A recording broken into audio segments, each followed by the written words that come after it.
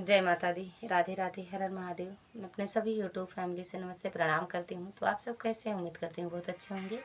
माता रानी कृपा आप सब पर हमेशा बनी रहे और खुश रहो, स्वस्थ रहो, मस्त रहो।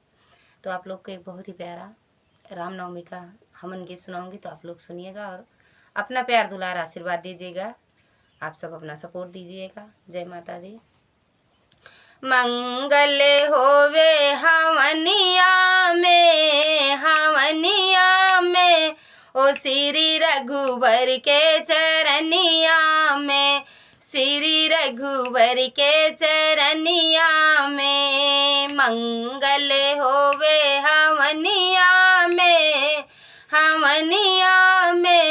श्री रघुवर के चरनिया में, श्री रघुवर के चरनिया में। पहली हवनिया अयोध्या में होवे, पहली हवनिया अयोध्या में होवे। राजा दशरथ के महलिया में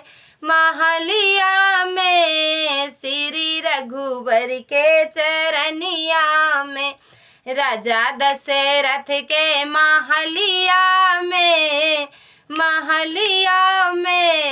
श्री रघुवर के चरनिया में, हो श्री रघुवर के चरनिया में। मंगल होवे हवनिया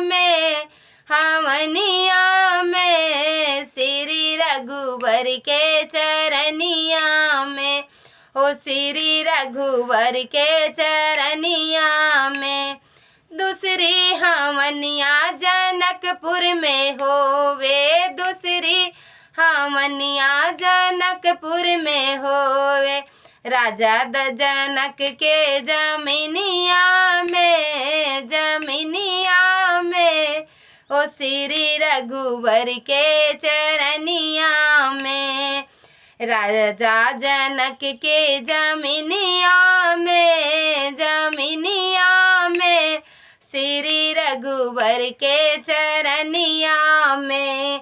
मंगल होवे हवनिया में श्री रघुवर के चरनिया में, हो श्री रघुवर के चरनिया में। तीसरी हवनिया मनुष्य घर में होवे, तीसरी हवनिया मनुष्य घर में होवे। मानव के घरे अंगनैया में